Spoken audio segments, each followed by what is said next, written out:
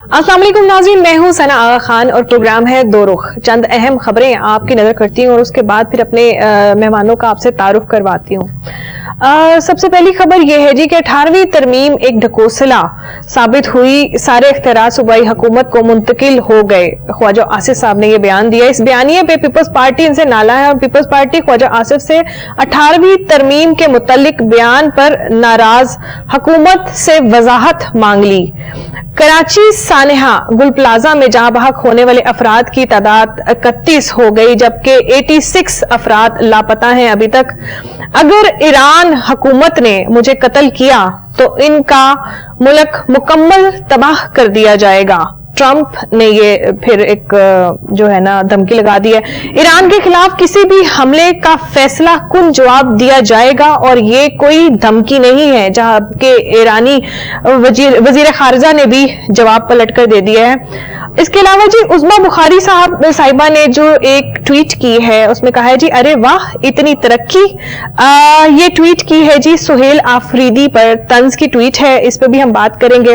इसके अलावा जी दहशत गर्द पहले पिस्तौल इस्तेमाल करते थे मगर अब सोशल मीडिया इस्तेमाल कर रहे हैं। तलाल चौधरी साहब ने ये कमेंट पास किया है। इसके साथ जी हमारे साथ स्टूडियोज में आज मौजूद हैं इसरार भट्ट साहब जिनका ताल्लुक मुस्लिम लीग नून से है। उसके साथ मौजूद हैं डॉक्टर एहसन साहब जो कि तजिया निगार हैं और डिफरेंट ओपिनियंस आपके सामने रखते हैं। इसके साथ मौजूद है जी एहसन रिजवी साहब जिनका ताल्लुक पीपल्स पार्टी से है और उनके साथ मौजूद है जी तहरीके इंसाफ से गुलाम महीउद्दीन साहब।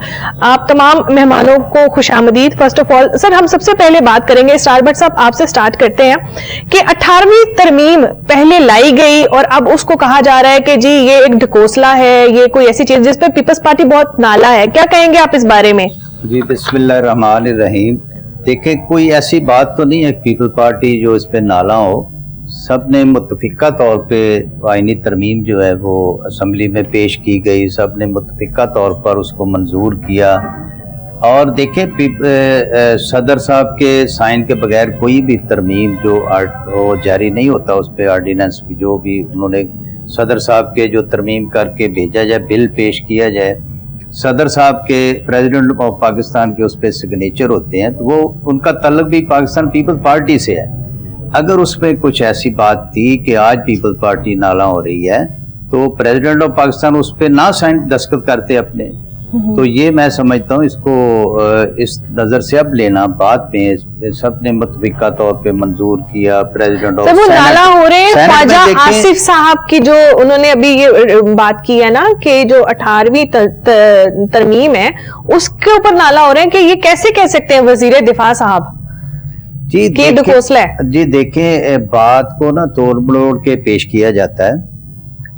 ढकोसला वो उन्होंने जिस व्यू से किया है उस पॉइंट ऑफ व्यू की तरफ नहीं जाते कि उसमें मुतालबात अपने, जब कोई भी सियासी जमात पीपल पार्टी अपने मफादात के जो मुतालबात रखेगी तो फिर उसको ढकोसला फिर कहा जाएगा ना कि भाई इनके मफादात अगर पूरे नहीं हुए तो फिर ये नाला है। अगर उनके मफादात उसमें जो मान लिए जाएं तो फिर वो बिल जो मंजूरी के लिए पेश किया जाएगा वो ठीक है।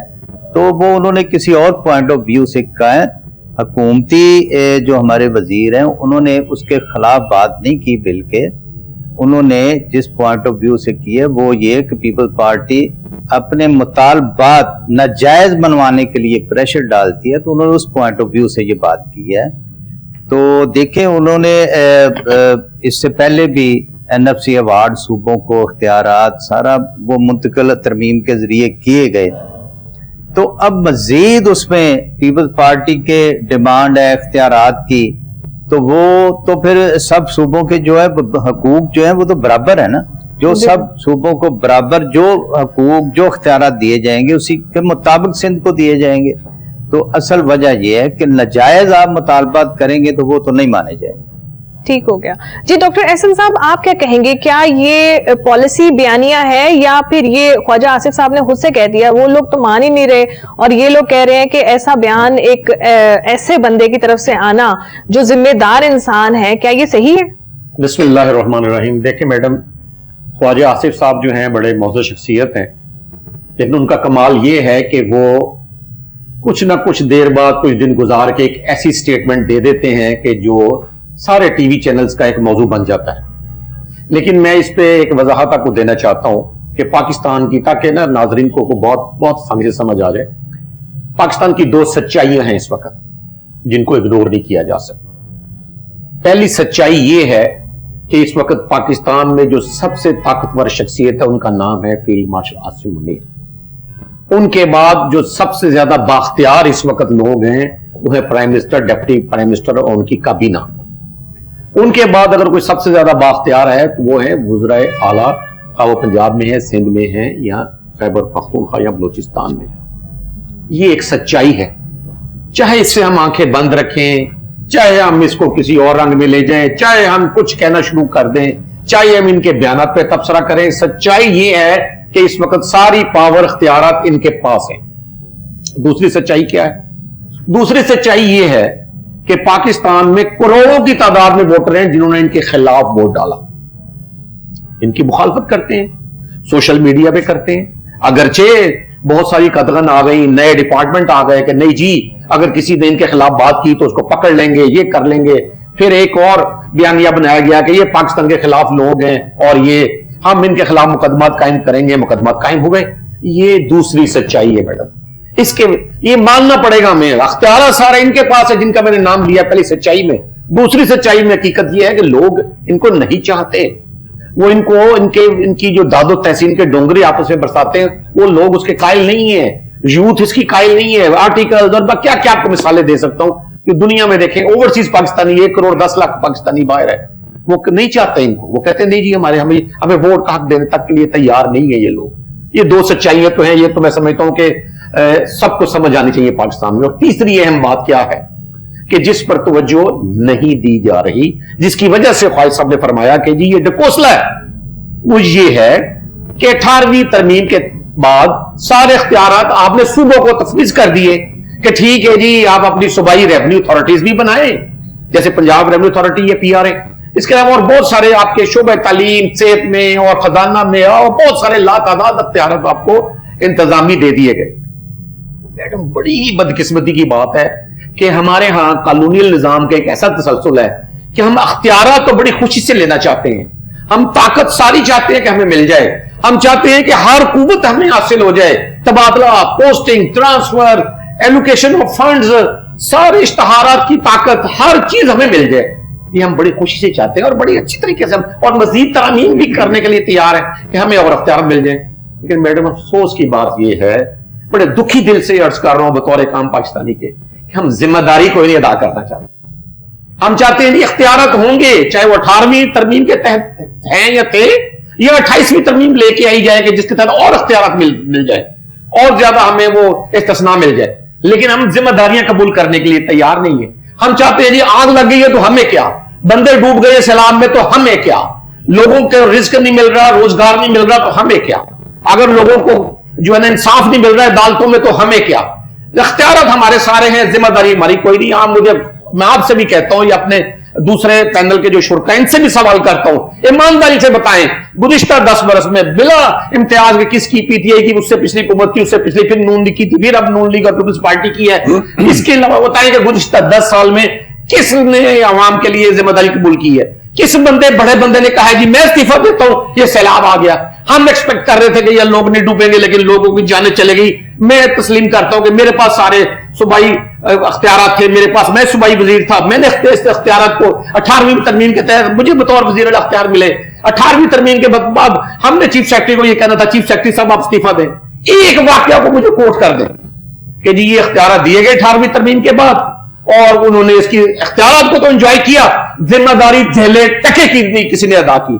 लोग मर रहे हैं, हादसा हो रहे हैं, सड़कों पर हादसा हो रहे हैं। हर वो काम करेंगे जो अख्तियार का मजर होगा, हर वो काम करेंगे जो प्रोटोकॉल का मजर होगा, हर वो काम करेंगे जो दादो ऐश का जो है ना वो एक मरकज होगा, लेकिन जिम्मेदारी कोई नहीं।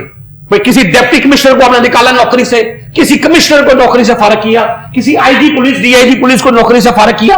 ये हालात है लोगों के। इख्तियारात आपको सारे चाहिए, ख्वाजा साहब हो या कोई भी हो, पीपल्स पार्टी दला हो रही है, ये इख्तियार कौन सा इख्तियार है जो मुराद अली शाह के पास नहीं है इस वक्त सूबा सिंध के हवाले से?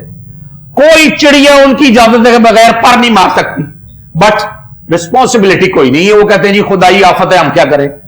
4 दिन आग लगी रही वहां पर, 4 दिन लोग जलते रहे, झुलसते रहे, अब तो लोगों की जिस्म भी नहीं मिल रहे, खाक मिल रही है वहां से। तो मैडम यही तो मसला है कि जिम्मेदारी कबूल करने के लिए कोई अभी तक किसी एक शख्स का इस्तीफा नहीं आया कि मैंने झंडे वाली गाड़ी ली, मैंने दफातर लिए, मैं सूबाई वजीर के तौर पे ये काम करता रहा, मैं इसी महकमे का, ये 3 महकमे मेरे सूबाई वजारत में रहे, मेरे पास 18 साल से पीपल्स पार्टी की हुकूमत है।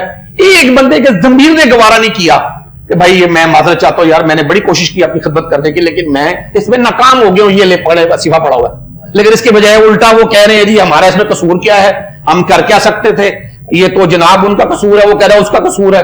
दुनिया में ऐसे नहीं होता है। दुनिया में जिसके पास सबसे ज्यादा इख्तियार होता है वो सबसे ज्यादा जिम्मेदार होता है। बिल्कुल वो कबूल करता है उतनी इख्तियार की जिम्मेदारी को कि जी हाँ ये मैं था इनका माई बाप, मैं इनका वाली वारिस था, मैं इस्तीफा दूंगा, तो उतरे, वो स्टेप डाउन हो, उसकी इज्जत लोगों में बढ़ेगी। आपको क्या लगता है कि ख्वाजा आसिफ ने जो बयान दिया है वो ठीक है?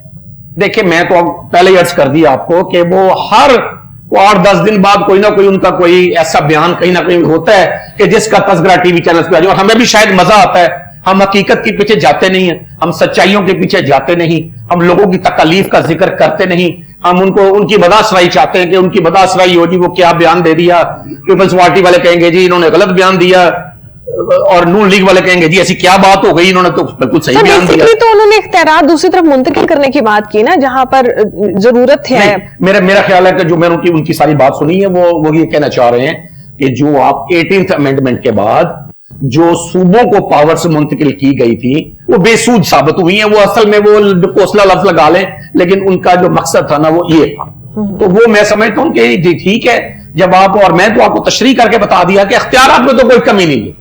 इतने इख्तियारात हैं, अल्लाह माफ करे कि मैं नहीं समझता कि दुनिया में, अमेरिका में, बरतानिया में, फ्रांस में, जापान में, जर्मनी में किसी तरह भी हुकूमतों को इतने इख्तियारात हासिल नहीं होते।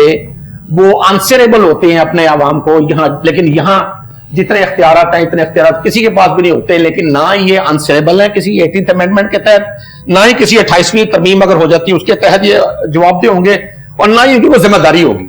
बिल्कुल जी। एहसन रिजवी साहब आपकी तरफ आते हैं, आपको क्या लगता है 4 दिन आग लगी रही और पीपल्स पार्टी के नवीद जमीर साहब उन्होंने कहा है कि जी मुल्क के साथ आगे भी बहुत सारे तजर्बात कर लिए गए हैं, अब जो ख्वाजा आसिफ को भी उनसे नाला भी है, नाराज भी है। आपको क्या लगता है कि इस टाइम पे हम आपस में लड़ने के या मुतनाज़िर ट्वीट्स को फॉलो अप देने के बजाय अगर हम ये देखें कि हमारे साथ हमारा नुकसान क्या हो गया, वो ज्यादा सही नहीं है? क्या कहेंगे आप इस बारे में? जी शुक्रिया सना।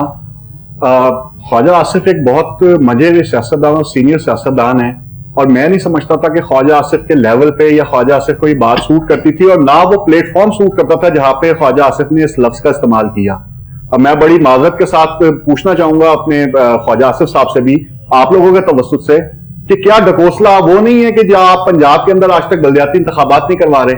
क्या ढकोसला ये नहीं है कि आप पंजाब के अंदर जो है वो इख्तियारात को निचली सतह पे मुंतकिल करने के लिए राजी नहीं है, जबकि कराची में तो मेयर अपनी जगह पे मौजूद है, लोकल गवर्नमेंट अपनी जगह पे मौजूद है, और ये तमाम चीजें जो है इनका जो लिंकअप है जिस तरह ख्वाजा आसिफ ने किया, या और जो लोग कर रहे हैं कि एक कराची में लगने वाली आग को 18वीं तरमीम के साथ मुंसलिक करना, तो मैं एज अ सियासी कारकुन ये सोचने तो मजबूर हो गया हूं कि ठीक है ये आग एक कुदरती आफत थी, एक हादसा हो गया, लेकिन क्या इसको माजरत के साथ इतना सब कुछ मौजूद होने के बावजूद इतने दिन आग लगती रही, और अब क्या हालात है आपके सामने? अफसोस ही होता है इस बात। बिल्कुल अफसोस है, बिल्कुल अफसोस है। मैं तो कहता हूं एक आग जो अंदर लगी उस पर भी मुझे अफसोस है, और एक आग जो उस प्लाजे के बाहर लगाई जा रही है रेटिंग्स के लिए, एक आग जो उस प्लाजे के बाहर लगाई जा रही है अपनी सियासी पॉइंट स्कोरिंग के लिए, वो उससे ज्यादा खतरनाक है। आज इसके ऊपर सूबों के ऊपर बात हो गई,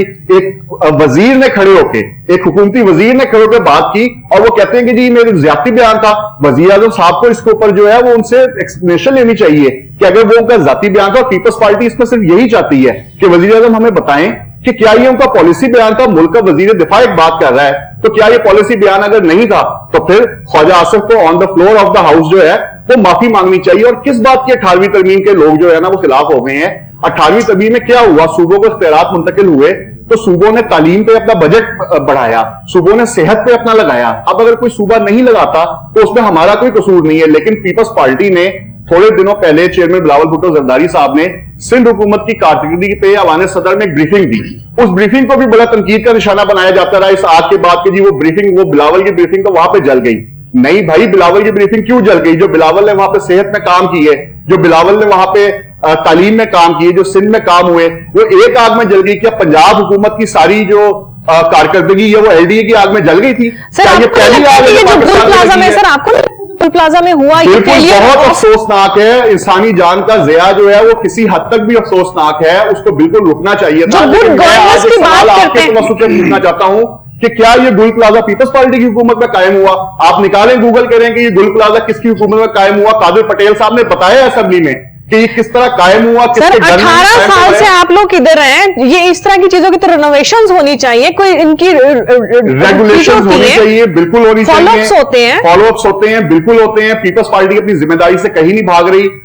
وزیر اعلیٰ سندھ مراد علی شاہ نے انتہائی مودبانہ اور انتہائی جسے کہتے ہیں کہ مخلصانہ انداز میں پریس کانفرنس کی. وہ شہداء سے بھی جو ہیں, ان کے گھروں والوں سے بھی ملے ہیں, وہ تاجروں سے بھی ملے ہیں, ان کے لیے کمپنسیشن کا بھی اعلان کیا ہے. لیکن جو آگ لگائی جا رہی ہے نا, پیپلز پارٹی وہ آگ لگنے نہیں دے گی. اور پیپلز پارٹی اس کو بہت اچھی طرح سمجھ رہی ہے کہ یہ باتیں کہاں سے نکل رہی ہیں. اور پھر میرا بھی آج ایک سوال ہے کہ اس کے 26 دروازوں میں سے 24 دروازے کیوں بند تھے اس پلازے کے؟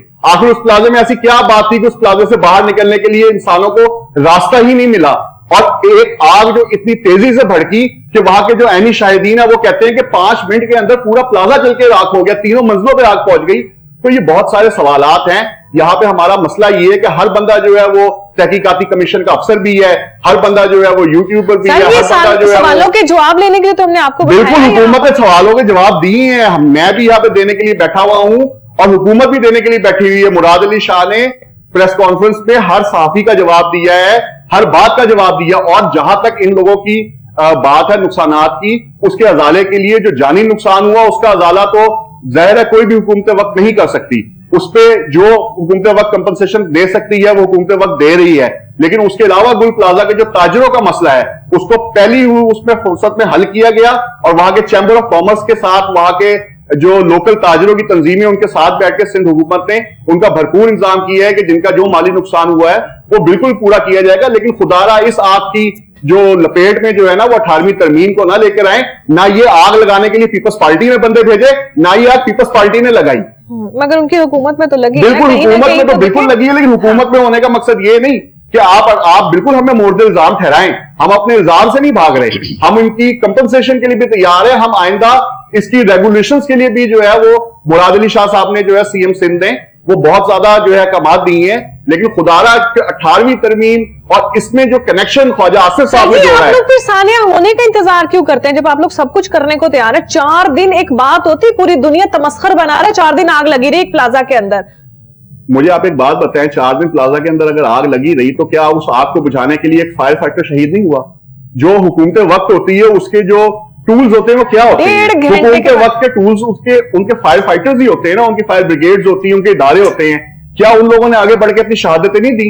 انہوں نے آگے بڑھ کے اس کو بچانے کی کوشش نہیں کی؟ مرتضیٰ وہاب 24 گھنٹے دن رات وہاں پہ کھڑا رہ کے جو کام تھے اس کی نگرانی نہیں کرتا رہا. تو جو انسانی طور پہ جو حکومتی طور پہ پاسبل تھا, تو وہاں رینجرز کام کر رہی ہے, رینجرز بھی کام کر رہی ہے. رینجرز تو جی بڑے عرصے میرے بچپن سے کام کر رہی ہے وہاں پہ. اور اگر رینجرز آپ اتنا ذمہ داری رینجرز کو تو نہیں دیتے جتنی آپ پیپلز پارٹی کی حکومت کو دیتے ہیں, تو پھر خدارا اس بات کو ان کی کام نہیں ہے نا, تو نہیں ہے نا کام. تو یہی تو میں بتا رہا ہوں کہ شہری حکومت کا کام تھا. شہری حکومت نے بھرپور قسم کی اپنی جو ہے وہ وہاں پہ جتنی بھی ان کی تھی فورس کو بھیجی. فائر فائٹرز نے وہاں پہ جو ہے وہ فائر فائٹنگ کی اور اس میں ان کی شہادتیں بھی ہوئی. یہ ایک افسوسناک واقعہ ہے, لیکن اس کے بعد جو اس پہ سیاست ہو رہی ہے وہ اس سے زیادہ افسوسناک ہے. اور میں ایک بات یہاں پہ کہتا چلوں کہ پیپلز پارٹی ایک واحد جماعت ہے جو کسی بھی اس طرح کے سانحات پہ سیاست نہیں کرتی. ابھی میرے بزرگ نے یہاں پہ کہا کہ سیلاب آیا, تو پیپلز پارٹی نے کبھی یہ نہیں کہا کہ سیلاب میں جو بندے مر گئے وہ مریم نواز شریف کی وجہ سے مرے. تو نون لیگ کو اس چیز کا سوچنا چاہیے, اور وزیر اعظم کو اس بات کا سوچنا چاہیے کہ خواجہ آصف صاحب جو یہ بیان دے رہے ہیں ان کو خود کچھ خواجہ آصف کو شرم ہونی چاہیے, کچھ حیا ہونی چاہیے کہ وہ یہ بیان دے کیا رہے ہیں 18ویں ترمیم کے بارے میں. کیونکہ سیلاب تو میں نے 18ویں ترمیم کی بات کر رہا ہوں جو اس کو خواجہ آصف نے ملایا اس آگ کے ساتھ. جی غلام محی الدین صاحب آپ بتائیں کہ خود ہی ترامیم بناتے ہیں اور خود ہی کھڑے ہو کے کہہ دیتے ہیں کہ جی یہ جو ہے نا یہ ایک ڈھکوسلا ہے. کیا کہیں گے اس بارے میں کہ ایک طرف اتنا بڑا سانحہ ہے کہ 4 دن تک آگ لگی رہی, دنیا دیکھ رہی ہے, سارے لوگ دیکھ رہے ہیں, لوگ اپنے پلو بچاتے پھر رہے ہیں, اپنے آپ کو پیچھے کرتے پھر رہے ہیں, آپ کیا کہیں گے, آپ کی پارٹی کیا کہے گی اس بارے میں؟ دیکھیں جی ابھی 26ویں ترمیم اور 27ویں کا تو ابھی قصہ آپ کے سامنے ہے, جس طرح وہ ہی ہے سارے اس میں جتنے یہ فارم 47 والے سارے یہ لوگ اس میں اکٹھے ہیں جو ان کو عوام نے دیا ہی نہیں مینڈیٹ, یہ سارا انہوں نے دیا ہے جنہوں نے دیا ہے اور انہوں نے ان سے کام لیا ہے. اب وہ 26 اور 27ویں والی وہ حلال ہو گئی ہے کیا؟ مجھے جو ججوں کو آپ نے نکالا ہے جو ایماندار تھے جو جتنے بوگس قسم کے لوگ تھے ان کو آپ نے رکھ کے کروڑوں روپے پیسے ضائع قوم کے غلط قانون بنا کر اور آپ نے یہ جو سسٹم بنایا, پہلے تو یہ سارا سسٹم ہی غلط ہے. خواجہ آصف کون سا الیکشن جیتا ہے؟ 50,000 سے صاحب کو ہرا تھا, وہ اس کی کیا بات کریں. 18ویں ترمیم تو چلو انہوں نے پیپلز پارٹی نے پارلیمنٹ سے منظور کروائی اپنے دور میں, اس میں انہوں نے زیادہ تر اختیارات دیے ہیں صوبوں کو, لیکن صوبے ناکام ہیں سارے. میں آپ کو اپنی بات بتاؤں, میں پیچھے مجھے ہارٹ کی تکلیف ہو گئی تو میں نے بیٹے کو کہا, میں نے کہا یار درد ہو رہی ہے, اس نے کہا پاپا گاڑی میں بیٹھے, میں نے کہا 1122 کو بلا لے. وہ آگے وہ ذرا مجھے وہ آگے گاڑی تک لے گیا, جناب میں اس میں بیٹھا ہوں, خدا کی قسم شاید میں وہ اس کے جاتے جاتے بندہ مر جائے. اس کی یہ حالت ہے, ٹھک ٹھک ٹھک ٹھک, نہ اس کے وہ شاک ٹھیک ہے, نہ کوئی طریقہ اس میں کوئی دوائی کا, وہ ساری کا اس کی کچرا بن گئی ہیں وہ گاڑیاں جو پرویز راج نے لگائی تھی. وہ یہ کس کی ذمہ داری ہے؟ اگر وہ تمہاری حکومت نہیں ہے لیکن وہ تمہارے انڈر تو ہے نا, آپ کوئی بندہ لینے کے لیے تیار نہیں ہے. آپ شام کا ایک آیا نوٹیفیکیشن, 2 وہ بیویوں کو 4 کروڑ روپیہ دیا گیا میک اپ کے لیے, پتہ نہیں وہ سچا ہے فیک ہے, وہ فیک ہے جی. وہ اگر اس طرح کے کوئی کام ایسے ہوتے ہیں تو میں تو حیران ہو جاتا ہوں. کبھی پچھلے وہ 40 کروڑ روپے لگا کے آ گئی ہیں ادھر وزیر اعلیٰ, وہ وہاں پہ کیا نام جاپان میں 16 کروڑ نقد دے لیا, باقی جہازوں کے کرائے, اور یہ تو اس کا فائدہ ملک کو تو بتائیں کرنے کا. انہوں نے کچھ نہیں کرنا, یہ سب ڈرامے ہیں آپس میں, یہ فکس ہے ان کا میچ, کوئی نہ کوئی چیز اٹھاتے ہیں اس پہ ہمیں آپ بلا لیتے ہیں, تو ہم تو ان پہ کیا تبصرہ کریں. ہمیں خود شرم آتی ہے جو یہ کر رہے ہیں. پوری دنیا میں ہمارا جگ انسائی ہمارا اس وقت 53 ارب روپیہ 5300 ارب روپیہ ہمارا جو ہے وہ IMF کہہ رہا ہے یہ باہر گیا, منی لانڈرنگ ہو گیا, جہاں سے پیسے باہر کیے ہیں. ابھی شام کو پتہ نہیں وہ بھی جھوٹ ہے کہ پتہ نہیں کہ 17 ارب ڈالر وہ پکڑے گئے دبئی سے, شام کا چل رہا ہے, پتہ نہیں وہ بھی شاید جھوٹ ہو کہ اس میں کیا کیا کچھ ہم کر رہے ہیں. ہمیں تو سمجھ نہیں آ رہی اس ملک کے ساتھ. یہ PIA گیا 10 ارب میں, اس کے بقایا داروں کو بھی اسی طرح کے اونے پونے داموں پہ جا رہا ہے. ہمیں بتائیں کہ یہ ملک اس لیے بنا تھا, کون سا ہمیں بتائیں قائد اعظم کا اصول ہے جو اس ملک میں لاگو ہو رہا ہے. جس ملک کا قانون نہیں ہے, آئین نہیں ہے, آپ کو کوئی حق دیتا, جس کی مرضی ماں بہن کو اٹھاؤ اور اس کو لے جاؤ, جس کو مرضی مارو, جو مرضی کرو, جس کے گھر ایسا قانون بنا رہا ہے کہ جس کے مرضی پولیس جا سکتی ہے, اس کو اٹھا لے گی. یہ بتاؤ, یہ ہم کشمیر میں رہتے ہیں جہاں بھارت ان کے ساتھ ظلم کا, وہاں ایسا کوئی قانون نہیں ہے جس طرح کے ہم قانون بنا رہے ہیں. 2-2 سال کے لوگ اندر ہیں جیلوں میں, کسی کو فوجی عدالتوں نے سزا دی ہے نجائز, اور وہ جو ناب چل رہا ہے, اور آپ کے سارے جو باہر کاروبار وہ ڈیڈ ہو گیا, آپ کی ملیں بند ہیں. میں آپ کو چھوٹی سی بات, کل میرے بندے کو پکڑ لیا شدیرے میں, وہ مال لے کر آ رہا تھا ہماری فیکٹری کا, وہ کاغذ پرنٹ تھا. اس نے پولیس والے نے روکا, اس نے کہا جی یہ دیوان فوڈ کا ہے. اس نے کہا جی اچھا رکو اندر, کہنے کو پہلے فوڈ کا لاؤ. وہ بندے نے ٹیلی فون کیا, ہم نے اس کو فوڈ کا کہا تھا, میں نے ادھر آؤ, بندہ لے کر گیا جی اس کے پاس. اس نے کہا نہیں مالک کو بلاؤ جی. پھر اس کی تھوڑی بہت پتہ نہیں کس طرح کو اس کو بندے کو کر کے وہ لائے. اب مجھے بتاؤ اس کا کیا اختیار ہے؟ فوڈ اتھارٹی کا بھی آپ کو دے دیا, ٹیکس لینا, وہ کہتا میں نہیں لیتا. یہ تو حالات سڑک پہ ہوا ہے, یہ اس طرح کے ہمارے تھا. ہم کام کریں گے ادھر, ہر بندہ یہاں سے بھاگ کے, یہ سامنے ہے دبئی, 3 گھنٹے کا سفر ہے, یہاں سے بھاگ رہا ہے, کوئی بنگلہ دیش جا رہا ہے. اس ملک میں لا قانون کی چیز کوئی نہیں ہے.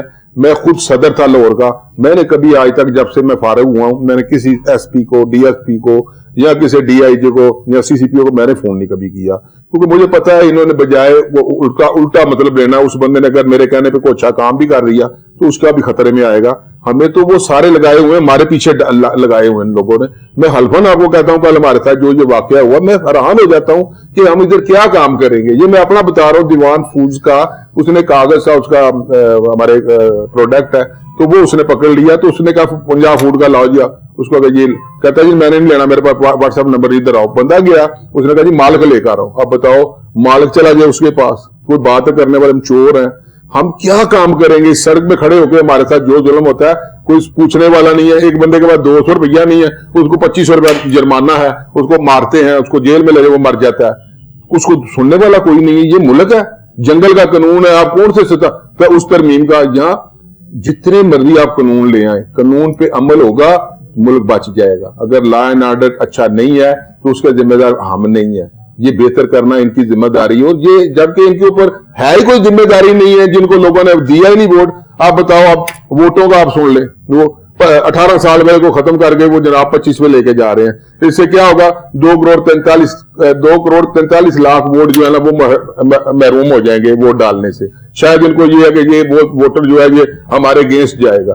تو جب ایسے ایسے قانون آپ بنائیں گے, وہ 18 سال والا جو ہے وہ اس وقت پائلٹ بن رہا ہے, وہ اس وقت جناب وہ ملٹری میں لیفٹیننٹ عہدے پہ جا رہا ہے, تو وہ سارے عہدوں پہ جا رہا ہے پڑھ کے. تو مجھے یہ بتائیں کہ بقایا تعلیم تو وہاں بھی حاصل کرتے ہیں نا, فوج میں بھی جاتے ہیں. تو بات یہ وہ ساسا چرین. اب آپ بتاؤ کہ 18 سال والے کو تو یہ انسان نہیں سمجھتے, 25 سال سے 26 والا ٹھیک ہے, 26 والا بھی ان کے ساتھ نہیں ہے, پھر اور کچھ بنائیں گے. تو ان سے کوئی چیز جو ہے نا پاکستان کی بہتری نہیں ہو رہی. آپ کی معیشت دن بدن برباد ہو رہی ہے, آپ کی ملیں کاروبار بند ہو رہا ہے, ملازمتیں محدود. جس نے باہر جانا وہ بیچارہ مزدوری کے لیے جاتا ہے, اس کو کہتے ہیں فلاں کرو وہ کرو, وہ 2 لاکھ روپیہ دے تو جہاز پہ چڑھنے دیتے ہیں. وہاں FIR نے بندے بٹھا دیے اس کو پکڑ کے, چلو بھی اندر. اس کا کسی کا پھاڑ رہے ہیں اس کا وہ کیا نام ہے پاسپورٹ پھاڑ رہے ہیں. یہ ہم کیا دیکھ رہے ہیں, باہر جا کر وہ فارن ایکسچینج ہمارے ملک کو دے رہے ہیں جس کے اوپر یہ ملک چل رہا ہے. ہم چاہ ہی نہیں رہے کہ ہم کوئی بہتری کریں اس ملک کے لیے. یہ سارے ایک ہی چٹے بٹے سارے کٹھے ہو کے آ گئے ہیں, تو ان کے اوپر تبصرہ کرانا بھی گناہ میں تو سمجھتا ہوں.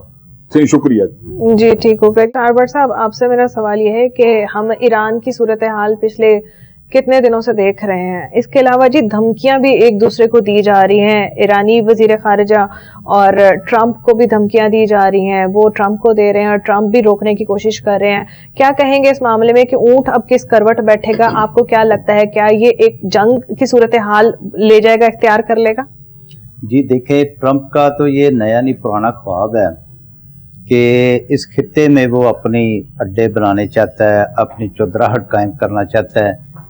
جو ہمارے ممالک سی پیک میں شامل ہیں وہ ٹرمپ کو برداشت نہیں ہے, تو وہ ایران کے پیچھے اسی لیے پڑا ہوا ہے کہ ایران ایک ایٹمی قوت ہے. اس کو پہلے بھی اس نے حملہ کر کے اٹیک کر کے دیکھا ہے, اس کو منہ توڑ جواب ملا ہے.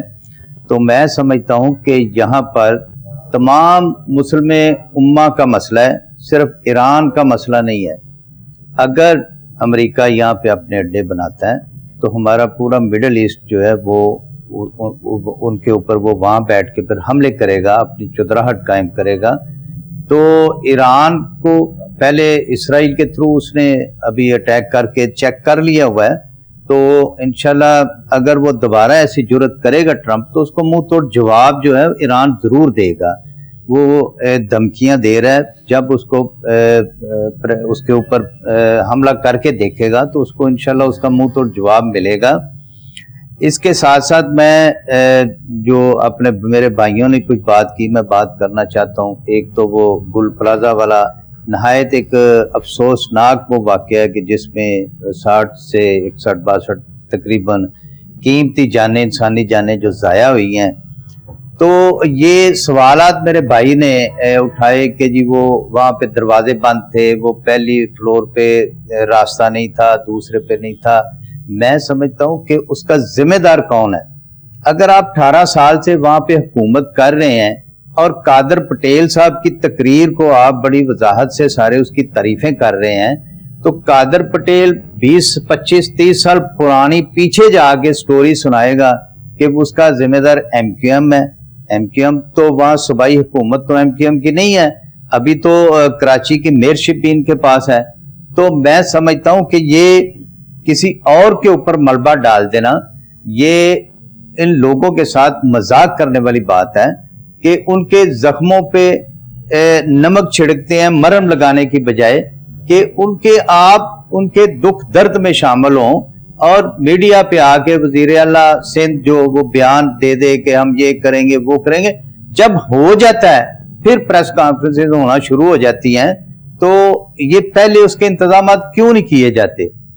کیوں وہاں پہ دیکھیں بیرون ملک ہر بلڈنگ کے اندر وہ آگ بجھانے والے سلنڈر ہوتے ہیں, تو وہ اور اس کے اوپر ایکسپائری ڈیٹ لکھی ہوتی ہے کہ اس کو استعمال کرے یا نہ کرے. ہم پہلے کیوں نہیں ایسے کام کرتے؟ 2 اسپتال سندھ میں بنا دیے, آپ پوری دنیا کو وہ بتا رہے ہیں کہ ہم نے ہاسپٹل بنا دیے, ہم نے ہاسپٹل بنا دیے. تو وہ خواجہ آصف نے بھی اسی لیے کہا کہ وہ ترمیم کی تھی, انہوں نے اپنے دور میں کی تھی, اس وقت بھی پریزیڈنٹ آصف علی زرداری صاحب تھے, تو صوبوں کو اختیارات بھی دیے, ان کو فنانشل جو ان کا حصہ بنتا تھا وہ بھی دیا. تو کیوں نہیں انتظامات بر وقت کیے جاتے؟ اور 1122 کی میرے بھائی نے بات کی, میں سمجھتا ہوں پنجاب کے اندر بہترین وہ سروس جو 1122 کی ہے. ہر بندے کی دہلیز پہ 5 منٹ پہ وہ پہنچتے ہیں اور فوری وہاں پہ لوگوں کو طبی امداد دی جاتی ہے. اور دیوان صاحب نے جو میرے بھائی نے بات کی ابھی کہ کوئی اختیارات جو دیے جا رہے ہیں, پولیس کسی کے گھر میں ایسے چلی جاتی ہے, میں ان کو یاد دلانا چاہتا ہوں کہ عمران خان کے دور میں, پی ٹی آئی کے دور میں جو پگڑیاں اچھالی گئیں, جو لوگوں کے گھروں کے دروازے توڑنے کا رواج تھا, وہ پی ٹی آئی کے دور میں شروع ہوا ہے کہ لوگوں کے گھروں کے دروازے توڑ کے اس وقت اسپیشل ایک سی سی پی او صاحب کو لاہور لگایا گیا اور ٹارگٹ دیا گیا کہ کوئی بھی دوسری جماعت کا بندہ ہے اس کا گھر کے دروازے توڑ کے آنا ہے, ادروائز واپس نہیں آنا. لوگوں کے گھروں میں کھڑے ہو کے گولیاں چلائی گئیں, لوگوں کے شیشے توڑے گئے, دروازے توڑے گئے اور عزتیں پمال کی گئیں. تو یہ رواج پی ٹی آئی نے شروع کیا ہے. نون لیگ کی گورنمنٹ نے ایسا اختیارات کسی کو نہیں دیا. آپ نے کسی کا نہیں سنا کہ کسی کے گھر کے دروازے توڑ دیے, یا پولیس نے گھر میں کھڑی گاڑیاں توڑ دی, یا گھر میں کھڑے ہو کے فائرنگ کر دی. اگر ایسا کوئی واقعہ تو بتائیں. یہ رواج, یہ اختیارات عمران خان نے دیے تھے پولیس کو کہ لوگوں کے اس طرح عزتیں جو پمال کرنی ہے, کسی کو پنجاب کے اندر رہنے نہیں دینا.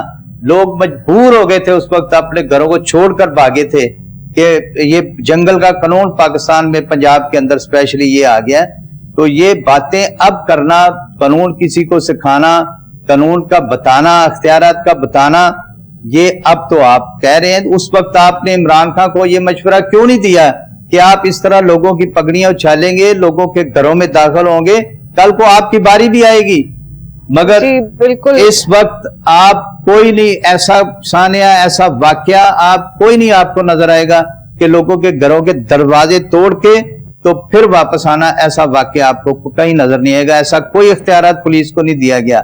اور اگر جرائم کے خلاف اختیارات دیے گئے ہیں, اگر سی سی ٹی ڈپارٹمنٹ بنایا گیا تو وہ واضح ہے, وہ کلیئر ہے کہ وہ جرائم کے خلاف ہے. اگر کوئی ڈکیتی کرتا ہے, اگر کوئی کسی عورت کو تنگ کرتا ہے, کسی کو گھر سے نکلے عورتیں خوف زدہ ہوتی تھی, اب انشاءاللہ وہ پنجاب میں خوف نہیں ہے.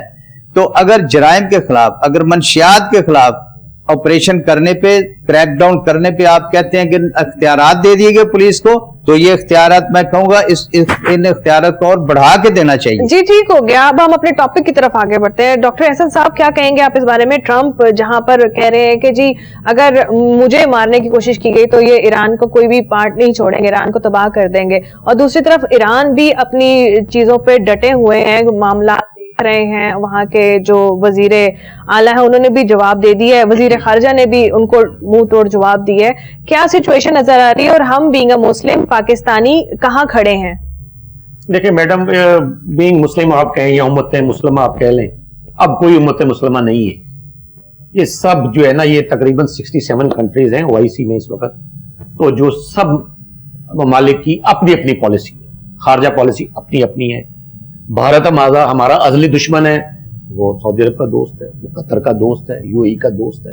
UAE کے ابھی وہ آئے ابھی اپنے مفادات کے حساب سے. دیکھیں یہ, اور دوسری بات یہ ہے کہ یہ مسلمانوں کے طور پہ ہم نے کیا سوچنا ہے. یہ تو 1920 سے یہ سٹوری دیکھ رہے نا, آپ اس کا جائزہ لیں کہ خلافت عثمانیہ ختم کی انہوں نے, اور انہوں نے یہ ایک عہد کیا چرچ نے, اور جو اس وقت جو عیسائی اور یہودی گٹھجوڑ تھا, انہوں نے یہ عہد کیا کہ ہم یہ تینوں جو پلر ہیں یہ مل کے مسلمانوں کو دوبارہ متحد نہیں ہونے دیں گے, انہیں ٹکڑوں میں تقسیم کر دیں گے.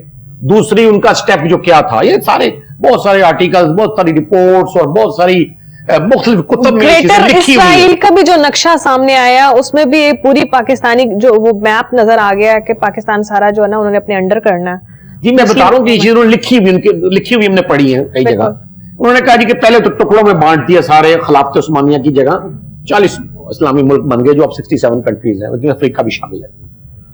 उसके बाद उनका ये क्या है कि हर वो मुल्क जो इस्लामी मुल्क हो और उसमें जरा सी ताकत आए तो उसको ताकत को गिराया जाए, खुद ही को उनकी गिराया जाए, उनकी हुब्बुल वतनी को तोड़ा जाए। वो कैसे किया उन्होंने?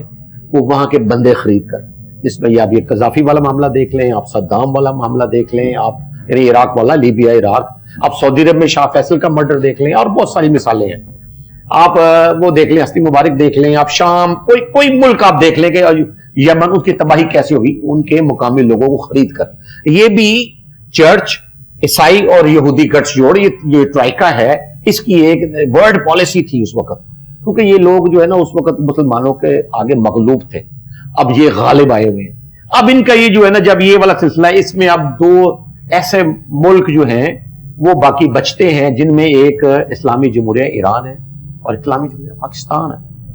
पाकिस्तान की तो खैर ट्रंप साहब बहुत तारीफ फरमा रहे हैं आजकल, रोज एक दिन छोड़ के एक दिन बाद वो कहते हैं जी कि इनके वज़ीर-ए-आज़म बहुत अच्छे हैं, इनके फील्ड मार्शल बहुत अच्छे हैं, इनका जो है ना जी वो इनकी अस्करी ताकत बड़ी अच्छी है, ये बहुत अक्लमंद लोग हैं, उन्हें बहुत पसंद आ रहे हैं। लेकिन हकीकत ये है कि वो जो पॉलिसी हमारे साथ खेल रहा है वो कुल्ली तौर पर हमारे इस खित्ता में हमारे मफाद में नहीं है।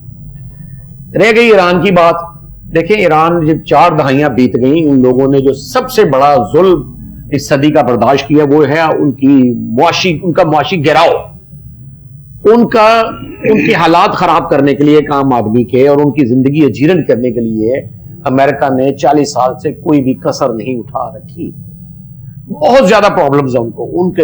हम खुद भी उनसे तेल नहीं ले सकते, हम उनसे सस्ती गैस नहीं ले सकते, हम उनसे सस्ती बिजली नहीं ले सकते। इसकी एक वाहिद वजह है, मुझे तो इसके अलावा कोई वजह समझ नहीं आई आज तक, सिवाय कि हमें अमेरिका की एक जो है ना वो नाराजगी बोल लेने की ताकत नहीं है हमारे। तो अगर ना हमें वो सस्ती गैस, वो गैस पाइपलाइन मंसूबा आपके सामने है, वो गैस पाइपलाइन वहां तक ले आए हमारे बॉर्डर तक, हम उसको अब पाया तकमील तक नहीं पहुंचा रहे हैं, या जो भी हमारी मसलियत कह रहे हैं। ईरान के ऊपर मैं बस एक गिला करना चाहूंगा कि वो जो चाह बहार में भारत से उन्होंने इन्वेस्टमेंट ली, और उसके अलावा उनका ये क्लेम करना ईरानियों का कि जी अगर पाकिस्तान हमारे दुश्मन अमेरिका का दोस्त है तो हम भी तो भारत के दोस्त है, लेकिन हमारे आपस में ताल्लुकात। लेकिन खैर इस बात पर अगर हम इसको थोड़ा पीछे रख दें, आपको क्या लगता है कि जंग की सूरत हाल बनेगी किसी? जी बिल्कुल बन चुकी हुई है। मैं तो ये समझता हूं कि ये अल्लाह जाने क्या नादीदा एक हिकमत अमली है जो अभी तक सामने नहीं आ रही पूरी तरह। हम उसके टोमक टाइयां जो मार रहे हैं, कोई कुछ कह रहा है, कोई कुछ कह रहा है, लेकिन और कुछ ट्रंप साहब ने कह दिया नहीं जी मैंने वो उनका रवैया देख के मैं समझता हूँ वो किसी रवैये का कायल नहीं है।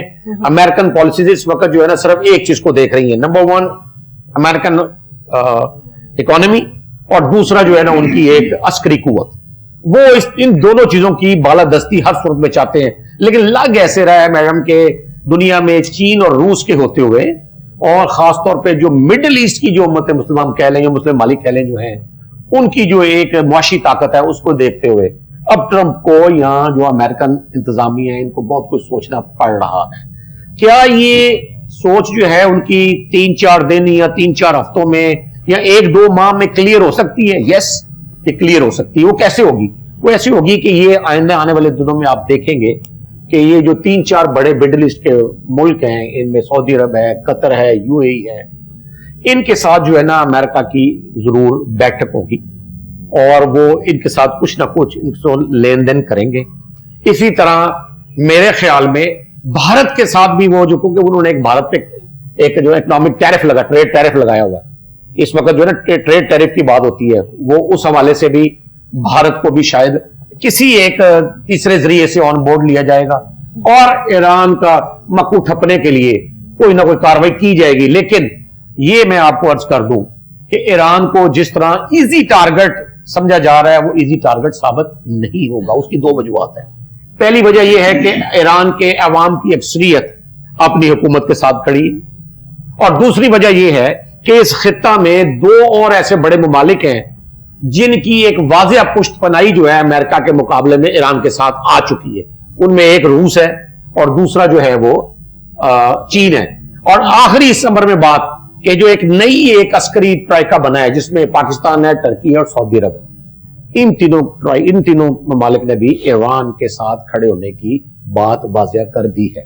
अब इस सूरत हाल में जो है ना अमेरिका के लिए मैं ये फिर कहूंगा कि हो सकता है कि वो وہ اپنی آخری ایک چال کھیلنے کی کوشش میں کچھ ایک ایڈونچر کرے، لیکن یہ ہے کہ اس ایڈونچر میں کامیابی کتنی ہوگی یہ ایک مشکوک بات ہے، اس کے بارے میں کوئی ایکسپرٹ میرا خیال دنیا میں کہہ نہیں سکتا۔ بالکل ایسے۔ جی رضوی صاحب، آپ سے یہی سوال ہے کہ امریکہ تو وہ ہے جو پہلے اٹھا لیتا ہے، بعد میں بتاتا ہے کہ اس وجہ سے اٹھایا گیا، مگر ابھی بھی ٹرمپ صاحب کا جو یہ بیانیہ آیا کہ اگر مجھے مارتے ہیں تو پھر جو ہے نا ان کے ساتھ ایکشن لیا جائے گا، کیا کہتے ہیں کہ یہ انہیں دھمکیاں لگائی جا رہی ہیں، وارننگ دی جا رہی ہے، آپ کیا سمجھتے ہیں یہ کیا معاملات چل رہے ہیں؟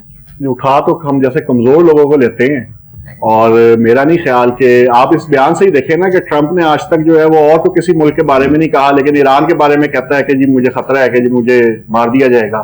یہ کوئی خوف ہے، یہ خوف ہے، کوئی ڈر ہے؟ میں سمجھتا ہوں کہ بالکل ڈر تو ہے ایران کو، امریکہ کو، کیونکہ ایران جو ہے وہ اتنا جو ہے وہ کرنے والا ثابت نہیں ہونے والا ان کے لیے، اور ایران نے اس بات کو ثابت کیا ہے۔ اور جیسے میرے ابھی بھائی بھی کہہ رہے تھے کہ ایران کے اندر ان کی جو حکومت کے ساتھ ان کی عوام کھڑی ہوئی ہے، اور انہوں نے ایک 40 سال کی چکی میں پس کے جو ہے نا وہ ایک جسے کہتے ہیں کہ اپنے آپ کو نکھارا ہے، اور وہ یہ بات سمجھتے ہیں کہ ہم نے اگر سروائیو کرنا ہے تو ہم نے دلیری سے سروائیو کرنا ہے، ہم نے بہادری سے سروائیو کرنا ہے، ہم نے اپنے ایمان پہ رہتے ہوئے سروائیو کرنا ہے۔ لیکن میں یہاں پہ ایک بات ایڈ ضرور کرنا چاہوں گا کہ یہاں پہ جو سوچنا پڑے گا وہ مڈل ایسٹ کنٹریز کو سوچنا پڑے گا کہ کیا امت مسلمہ کے جو باقی ممالک ہیں وہ امریکہ کو اپنے حملے کے لیے، اپنے ایران کے اوپر جو ہے وہ ناجائز حملے کے لیے کیا وہ اڈے دیں گے، اور اگر وہ اڈے دیں گے تو پھر یہ جنگ کہاں تک جائے گی؟ کیونکہ ظاہر ہے ایران کا تو موقف کلیئر ہے کہ جو ملک اس کو اڈے دے گا، جہاں سے اس کے اوپر اٹیک ہوگا، وہ واپس وہاں پہ اٹیک کرے گا۔ تو میں یہ سمجھتا ہوں کہ پاکستان، چائنا، ترکی، ان سب کا بہت بڑا کردار ہے، اور باقی مڈل ایسٹ کنٹریز کا بھی بڑا کردار ہے کہ وہ اس جنگ کو رکوانے میں جتنا رول ادا ہو سکتا ہے وہ کرے، کیونکہ جنگ تو جی خود ایک مسئلہ ہے، وہ مسئلوں کا کیا حل دے گی؟ تو میں یہ سمجھتا ہوں کہ انسانیت کو بچانے کے لیے، اور پاکستان کے اندر، پاکستان سے باہر جتنے بھی ہمارے جو لوگ ہیں ان کی جو محبتیں ہیں، چاہتے ہیں، وہ ظاہر ہے ایران کے ساتھ ہیں ایز اے مسلم کنٹری۔ تو میں یہ سمجھتا ہوں پاکستانی حکومت کو بھی اپنا کردار ادا کرنا چاہیے، اور ٹرمپ کو یہ بتانا چاہیے کہ یہ اس کے مفاد میں بھی نہیں، اور اس کی اپنی عوام بھی یہ کہہ رہی ہے کہ اس کے مفاد میں نہیں۔ میں یہاں پہ ایک بات کا ضرور جواب دوں گا، جب ہم یہاں پہ اس چیز کو ڈسکس کر رہے ہیں تو ہمیں خدا کا شکر ادا کرنا چاہیے کہ پاکستان کے پاس اس وقت ایسی آرمی چیف، ایک ایسا آرمی چیف موجود ہے فیلڈ مارشل عاصم منیر کی قیادت میں، کہ ہم نے جو ایک بھارت کے عزائم تھے ان کو خاک میں ملایا، اور آج بھارت کی دوبارہ جرت نہیں ہو سکتی کہ وہ پاکستان کے اوپر اٹیک کرے، اگر وہ اٹیک کرے گا تو اس کو پتا ہے کہ اس کے ساتھ کیا ہوگا۔ سیم سچویشن امریکہ کی ہے کہ اس کو پتا ہے کہ اگر وہ ایران پہ اٹیک کرے گا تو ایران نے تو پھر کوئی لگی لپٹی رکھنی نہیں جی۔ باقی یہ ہے کہ میں سمجھتا ہوں کہ انسانیت کو بچانے کے لیے تمام ممالک کو اپنا کردار ادا کرنا چاہیے۔ جی غلام محی الدین صاحب، آپ یہ بتائیں، گریٹر اسرائیل کا ایک میپ ہمارے سامنے آیا جس میں ہمارے جتنے بھی اسلامک ملک کی ممالک کی ایک پٹی ہے وہ بھی اس کے اندر شامل ہے۔ آپ کو کیا لگتا ہے یہ امریکہ کی دھمکیاں اور ایران کے اندر جو تصادم چل رہا ہے یہ اسی کی کوئی کڑی ہے؟ جی بالکل محترمہ، ایران کی ہسٹری ہے کوئی 2-2.5 ہزار سالوں کی۔ وہ ایک قوم تھی، اسلام سے پہلے بھی ایرانی اور رومن دو تھی بڑی طاقتیں۔ تو ایک تو رومن کو تو فتح کر لیا گیا تھا خاصا، اور ایران کو بھی اوپر بھی اللہ کے فضل و کرم سے اسلام نے غلبہ کیا۔ آج یہ وہاں پہ جو گورنمنٹ ہے ان کا ایک اپنا ہسٹری ہے، ان کا 40 سال سے ان کے اوپر قدغن لگی ہوئی ہے معاشی۔ آج ان کا ہمارا 1 روپیہ پتہ نہیں ان کے کتنے 200 کے 300 اس کے ریال ہیں ان کے، جو وہ پتہ نہیں کتنے 2800 کے 3000 کے قریب پہلے تھے $1 کے مطابق، اور ان لوگوں کے لیے ہر راستہ انہوں نے بند کیا۔ لیکن اللہ جب کھلا رکھے ان کے لیے راستہ، وہ خود کفالت ہے ہر چیز میں، ان کے پاس پیٹرول ہے، انہوں نے 1 روپیہ نہیں دینا، بلکہ پیچھے $6 ارب انہوں نے ضبط کیے ہوئے تھے۔ اور جب اس جنگ میں اس نے جو اسرائیل کا حال کیا اور اس کے اوپر بھی جب اٹیک کیا قطر پہ، اس کے اڈوں پہ، تو اس کے بعد انہوں نے فوراً جنگ روکی، اس کو $6 ارب بھی دیے، $6 ارب بھی واپس کیے، جس کو انہوں نے اوپن نہیں ہونے دیا۔ اس کی اتنی زبردست ہے اس کی وہ یہ جو نشر و اشاعت کا سسٹم ہے وہ بھی نہیں آنے دیا، اور پھر اس کو تیل بیچنے کی بھی اجازت دی، وہ چائنا کو تیل بیچ سکتا، اس نے اپنی شرطیں منوائی۔ اب ان کو تکلیف تھی کہ یہ اتنا پاورفل ہو گیا اور اس نے اسرائیل کا جو حال کیا ہے وہ دیکھنے کے قابل ہے، تو وہ رکے نہیں، اس کے ڈوم تھے جو کچھ بھی اس کی چیزیں تھیں وہ نکارہ ثابت ہوئی اس کے سامنے۔ اور الحمدللہ ایران نے بڑی ترقی کی ہے اور خاموشی کے ساتھ کی ہے، وہ کوئی معمولی ایٹمی طاقت ہے، وہ اس نے اس کو بھی اچھے طریقے سے ڈیفینڈ کیا ہے۔ ابھی بھی اس کے ملک میں انہوں نے جنگ کے بعد ایک ہی کام کیا، $اربوں لگا کے وہاں ایسے لوگ پیدا کر کے اس کے خلاف کھڑے کر کے اور ان کو اتنا سپورٹ کیا ہے کہ وہ ایران کی گورنمنٹ کا ایسے لگتا تھا جیسے خلاف ہے، لیکن الحمدللہ انہوں نے کنٹرول کر لیا اور اس کی اپنی ساری قوم آ گئی اب باہر، اور وہ بندے پکڑ لیے انہوں نے، اور وہ اس کو انہوں نے آدھوں کو پھانسی دے دی، آدھے دینے لگے تھے، تو جس میں یہ مسلم کنٹری، اس میں ترکی، پاکستان، اور چاہے اس کو منع کیا کہ اس کو نہ چھوڑ دیں، اس کو نہ پھانسی دیں، یہ بھی تو ایک مداخلت ہے، لیکن یہ کوئی بہتر ہو سکتی ہے اس میں پالیسی ان ممالک کی بھی، چلو یہ بندے چھوڑ دیں، یہ چلے جائیں ان کے واپس، لیکن ایک چیز تو انہوں نے یہاں کر دی، کنٹرول بھی کر لیا، اور اس نے کہا کہ ہم چھوڑیں گے نہیں، اور جو اس نے پہلے کی دکھایا پوری دنیا کو کہ میں سپر طاقت ہوں، یہ سپر طاقت نہیں، سپر طاقت اللہ کی ذات ہے، اور میرے پاس جو وسائل ہے میں پورے بروئے کار لا رہا ہوں، ابھی میں نے 10% بھی اپنی وہ جو میرے پاس سسٹم ہے وہ میں نے یوز نہیں کیا، تو اللہ کے فضل سے یہ سب کو خوف ہے اس سے۔ کیا کہیں گے اس بارے میں جب ٹرمپ صاحب یہ کہہ رہے ہیں کہ بھائی اگر مجھے انہوں نے قتل کرنے کی کوشش کی، مارنے کی کوشش کی، تو پھر ان کو تباہ کر دی، یہ وارننگ دے رہے ہیں یا پھر سمجھانے کی کوشش کر رہے ہیں؟ ٹرمپ صاحب کی کوئی بات جو انہوں نے ووٹ لیتے وقت کی کوئی پوری کی، میں امن لاؤں گا، یہ امن آ رہا ہے اس طرح، اس نے بھی حملہ کیا اس کی ایٹمی طاقت پہ، لیکن اس کو ملا کچھ نہیں وہاں سے، پھر اس کے جہاز بھی گرائے گئے جو کبھی باہر نہیں آئے، سارا کچھ ان کے پاس پاور ہے، انہوں نے اس کو بھی روکا، اس کو فوری طور پہ، اس کے اندر بہت سارا انہوں نے بندے جو ہے نا وہ بھیج کر بہت خرابی کی، اور اس کے بندوں کو بہت روپیہ دے کر جو خریدے گئے بندے، کسی گورنمنٹ کو توڑنے کے لیے یہ بھی ایک دشمن کی چال ہوتی ہے، لیکن وہ الحمدللہ کنٹرول ہو گئی ہے، ہر بندے یہاں ہو گئے ہیں وہاں پہ، اب یہ وہ دور تک بھی اس کا کچھ نہیں بگاڑیں گے، اور جنگی لحاظ سے بھی وہ ایک طاقتور ملک ہے، اس کو خوراک اس کی خود کفالت ہے، اس کے پاس پیسہ پورا ہے، ہر اللہ کی ذات نے اس کو ہر چیز دی، سب سے بڑی ہے ان کے اندر ایک اللہ کا جو ہے نا اللہ کا خوف بھی ہے، اور اللہ کے بتائے اصولوں کے مطابق وہ ملک چل رہا ہے آج بھی، وہ قائم دائم ہے، ہمارے ملک کی طرح گھاٹے میں نہیں وہ سرنڈر کر جاتے، وہ ایک قوم ہے، اور اس نے ثابت کیا ہے، تو ہمیں خوشی ہے، ہمارا مسلم برادر ملک جو دنیا کے سامنے آنکھیں ڈال کے بات کرتا ہے، اور ہم اس کے نیبر ہیں، انہوں نے 65 میں ہمارے جہازوں کو، جب انڈیا نے ہمارے اوپر حملہ کیا تو تمہارے جہازوں کو ادھر سے ہمارے اڑ کے جا کر کرتے، انڈیا پہ جب حملے کرتے تھے تو اس نے ہمارا ساتھ دیا، ہم کبھی بھی نہیں بھولیں گے اپنے بھائی کو، ہماری کی بد قسمتی ہے، پیٹرول ہم 20 روپے نہیں لے رہے تو ہم ہمارے اوپر 20-25 ارب ڈالر کا ہم ادھر سے تیل منگاتے ہیں جو 2 ارب ڈالر میں مل جاتا ہے، گیس ہم وہاں سے قطر سے لے رہے ہیں، وہ بھی امریکہ کے کہنے پر، اس سے فری نہیں لے رہے، ابھی تک اس نے لائن بچھا دی ہے، کہاں سے لا کر وہ تفتان بارڈر میں لے آیا ہوا ہے، بارڈر ٹریڈ ہم نہیں ان کے ساتھ کر سکتے، میں ایسے کوئی 25 سال پہلے وہاں ٹریڈ کرتا تھا تو 1 کلو پہ 12 روپے 13 روپے وہ ٹیکس دے کر ہم مال چھوڑا لیتے تھے، اب سارا سمگلنگ ہو رہا ہے، تو ہم اتنے بد قسمت ہے کہ ہم تو اپنے فیصلے نہیں کر سکتے، ہم نے کسی کا کیا کرنا ہے، تو ہمیں اتنا کمزور کر دیا گیا ہے کہ ہمارے ملک میں آج جو صورتحال ہے، نہ انصاف ہے نہ قانون ہے،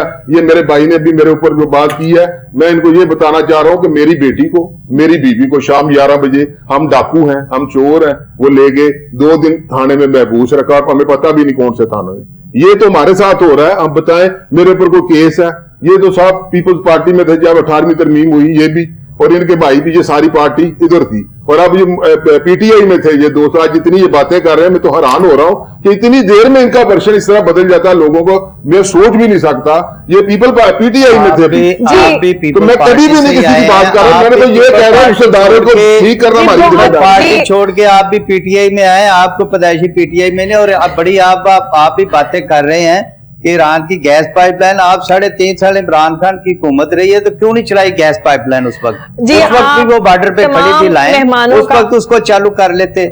آپ تمام مہمانوں کا بہت بہت شکریہ، ہمیں شکر گزار ہونا چاہیے اپنی فوج کا، اپنی پاک فوج کا، جس کے بدولت آج ہم اتنے پرسکون بیٹھے ہیں، جہاں دنیا میں جگہ جگہ محاذ آرائیاں شروع ہیں، لوگوں کو ڈر خوف ہے، لوگ اپنی زندگیاں ویسے نہیں گزارے جیسے انہیں گزارنی چاہیے، آج ہم سرخرو ہو کے پوری دنیا کے سامنے ایسے کھڑے ہیں جیسے ہمیں کوئی ٹینشن نہیں، اور واقعی میں ہمیں کوئی ٹینشن نہیں ہے، بلکہ ہمارا نام آن اینڈ آف ٹرمپ بھی بار بار یاد کرواتا ہے، بھارت کو بھی ہمارے بارے میں یاد کرواتا رہتا ہے، اسی لیے ہمیں شکرانے کے نفل بھی ادا کرنے چاہیے، کیونکہ ہم اس قوم کے اندر ہیں، اس ملک میں ہیں جہاں پر ہمیں کوئی ڈر خوف نہیں ہے، کیونکہ ہماری آرمی سب سے بڑھ کر ہے۔ اس کے ساتھ ہی مجھے ثنا کو دے اجازت، پھر ملیں گے اگلے پروگرام میں، تب تک کے لیے اللہ حافظ۔